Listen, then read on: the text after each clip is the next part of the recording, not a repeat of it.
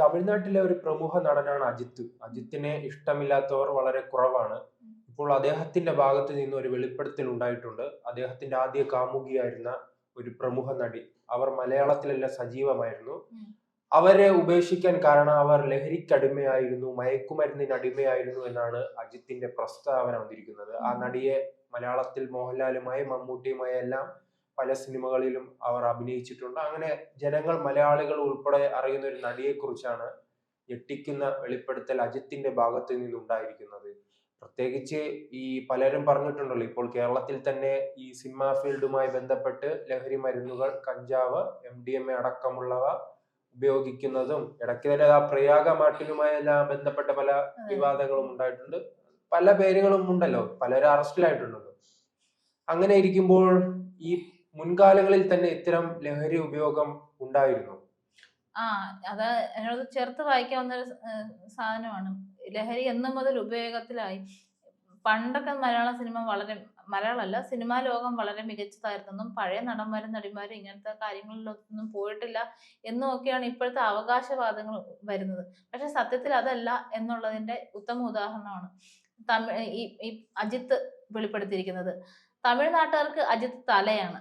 തലയുടെ വെളിപ്പെടുത്തൽ എന്നൊക്കെ പറയുമ്പോഴത്തേക്ക് അവരുടെ വികാരം കൂടിയായിരിക്കും തല ഇങ്ങനെ പറയുമ്പോഴത്തേക്കും. ശരിക്കും സത്യം ഇനിയിപ്പോ അതല്ലെങ്കിൽ കൂടിയും അവര് സത്യമാണെന്ന് വിശ്വസിക്കും. അജിത്ത് എന്ത് പറഞ്ഞാലും. അപ്പൊ അജിത്ത് ഇപ്പൊ പറഞ്ഞിരിക്കുന്നത് 1998 വരെ ഉണ്ടായിരുന്ന തന്റെ ആദ്യത്തെ പ്രണയത്തെ കുറിച്ചാണ്. ഹീര രാജഗോപാൽ എന്ന ഒരു നടിയാണ് അജിത്തിന്റെ മനസ്സിൽ ആദ്യം ഇടം നേടിയത്. ഇവര് മലയാള സിനിമയില് മോഹൻലാലിന്റെയും മമ്മൂട്ടിയുടെയും ഉൾപ്പെടെ നായികയായിട്ട് അഭിനയിച്ചിട്ടുണ്ട്. അതിനകത്ത് ഏറ്റവും നിർണയം എന്നൊക്കെ പറഞ്ഞ സിനിമ ഇപ്പോഴും റിപ്പീറ്റ് വാച്ചബിൾ മൂവിയാണ്.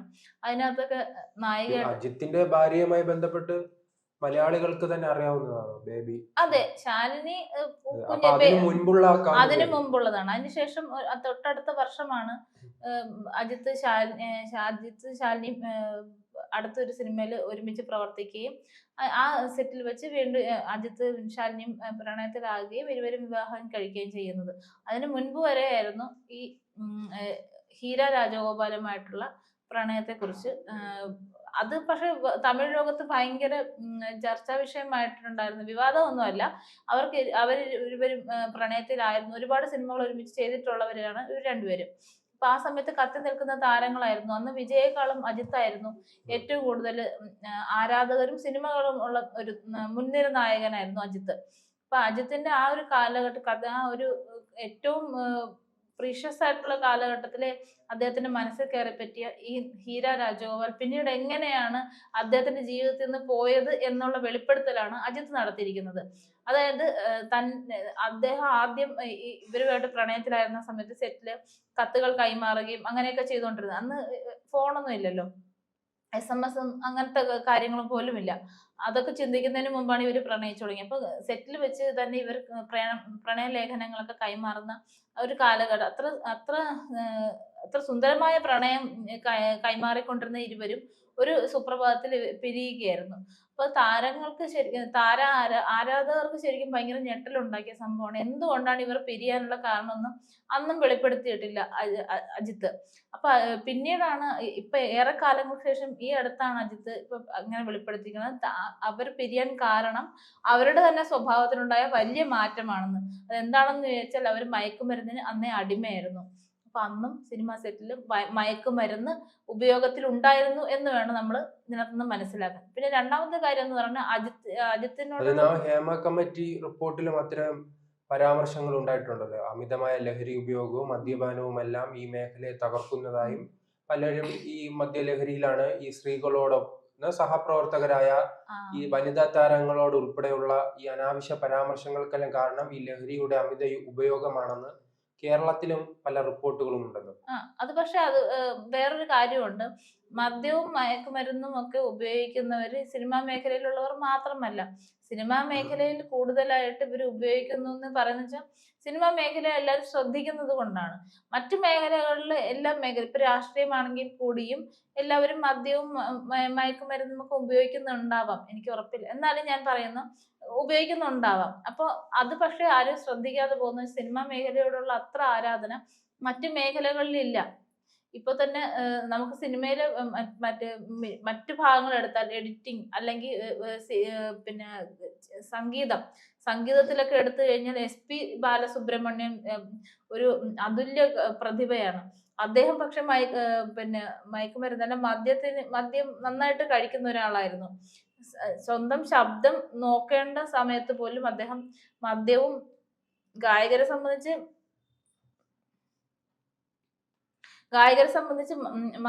മദ്യം കഴിക്കാൻ പാടില്ല, അതുപോലെ സിഗരറ്റ് വലിക്കാൻ പാടില്ല എന്നൊക്കെയാണ് ഗായകരുടെ കുറച്ച് ചിട്ടവട്ടങ്ങളിലുള്ളത്.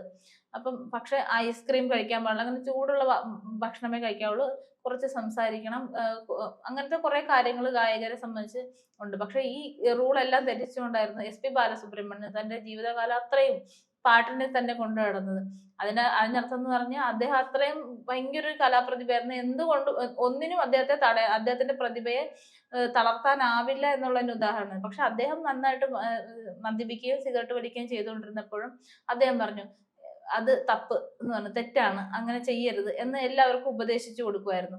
അപ്പൊ പറഞ്ഞു വന്നെന്ന് വെച്ചാൽ അതൊക്കെ ഈ ഇൻഡസ്ട്രിയിലുള്ള കാര്യങ്ങളെല്ലാം ചെറിയ ചെറിയ കാര്യങ്ങൾ പോലും ശ്രദ്ധിക്കുന്നത് കൊണ്ടാണ്. മറ്റ് മേഖലകളിലും ഇതുപോലെ മയക്കുമരുന്നും മദ്യമൊക്കെ ഉപയോഗിക്കുന്ന ഒട്ടേറെ പേരുണ്ടാവാം. അപ്പം ഒരു മേഖലയെ മാത്രമായിട്ട് കുറ്റപ്പെടുത്തുന്നതിൽ ശരി പറയാനാവില്ല, നമുക്ക് അതിനോട് പക്ഷം ചേർന്ന് നിൽക്കാനാവില്ല. പക്ഷെ എന്നിരുന്നാലും ഇങ്ങനെ താരങ്ങളുടെ വെളിപ്പെടുത്തലുകൾ വരുമ്പോഴാണ് ആരാധകർ ശരിക്കും ഞെട്ടിപ്പോകുന്നത്. അജിത്തിനെ സംബന്ധിച്ചിടത്തോളം അജിത്തിന് അന്ന് ഉള്ള ആരാധകർ തന്നെ ഇന്നും റിവേഴ്സ് ഗിയറിൽ പ്രായമുള്ള 2 നടന്മാരിൽ ഒരാൾ, ഒന്ന് മമ്മൂട്ടിയും ഒന്ന് അജിത്തുമാണ് എപ്പോഴും പറയാറുള്ളത്. അജിത്തിന്റെ ലുക്കിൽ തന്നെ ഓരോ വർഷവും മാറ്റം വരുമ്പോഴത്തേക്ക് ആരാധകർ എപ്പോഴും പറയാറുണ്ട് അജിത്ത് വീണ്ടും ചെറിയ പ്രായത്തിലേക്ക്, അന്ന് കണ്ട അജിത്ത് 98-ൽ കണ്ട അജിത്താണ് 2025-ലും കാണുന്നത് എന്നൊക്കെ പറഞ്ഞിട്ടാണ് ട്രോളല്ല ഇങ്ങനെ പോസ്റ്റുകളും കാര്യങ്ങളും ആരാധകരുടെ പ്രതികരണങ്ങളും ഒക്കെ വരുന്നത്. അപ്പൊ അദ്ദേഹം തന്നെ ഒരു കാര്യം വെളിപ്പെടുത്തിയപ്പോൾ ശരിക്കും പറഞ്ഞാൽ ഇവർ ഞെട്ടിയിട്ടുണ്ടാകാം. ഈ നടിയെ സംബന്ധിച്ച് പറയുകയാണെങ്കിൽ നടി മോഹൻലാലിന്റെ നിർണയ സിനിമയിലൊക്കെ വന്നപ്പോഴത്തേക്ക് എല്ലാവർക്കും കേരളത്തിൽ പോലും ഭയങ്കര ആരാധകരായിരുന്നു ഈ നടിക്ക് ഉണ്ടായത്. അതീവ സൗന്ദര്യവും അഭിനയ പാഠവുമുള്ള നടിക്ക് ഏറ്റവും യോജിക്കുന്ന ഒരാൾ തന്നെയായിരുന്നു അജിത്ത്. ആദ്യകാലത്ത് അവരുടെ അമ്മയാണ് ഇവരുടെ രണ്ടുപേരുടെയും പ്രണയത്തെ എതിർത്തത്, ഈ നടിയുടെ അമ്മ. അവര് പറഞ്ഞു ഇത്രയും ചെറുപ്പകാലത്തിൽ എൻ്റെ മകളുടെ കരിയർ നശിപ്പിക്കാൻ എനിക്ക് ആഗ്രഹമില്ല, അതുകൊണ്ട് ഈ കല്യാണം നടത്താൻ ഞാൻ സമ്മതിക്കില്ല എന്നവര് പറഞ്ഞു. അപ്പൊ ഇതെല്ലാം കഴിഞ്ഞ് ഈ ബഹളമൊക്കെ കഴിഞ്ഞ് അങ്ങനെ വന്നപ്പോഴത്തേക്ക് അവര് പ്രണയം വീണ്ടും മുന്നോട്ട് പോയി. കാലം കടന്നു പോയപ്പോഴത്തേക്കും ഇവരുടെ സ്വഭാവത്തിൽ പതുക്കെ മാറ്റം വന്നു തുടങ്ങി. പതുക്കെ മയക്കുമരുന്നിന് അവർ അടിമയായി കഴിഞ്ഞപ്പോഴത്തേക്കും അജിത്ത് അതിനെ വേണ്ടാന്ന് വെക്കുകയായിരുന്നു. പക്ഷെ ഇതുവരെ അവരുടെ പ്രതികരണം ഇത് സംബന്ധിച്ച് വന്നിട്ടില്ല. അതാണോ കാരണം? ഇനി അങ്ങനെ അവരെ ലോകം പിന്നെ കണ്ടിട്ടില്ല.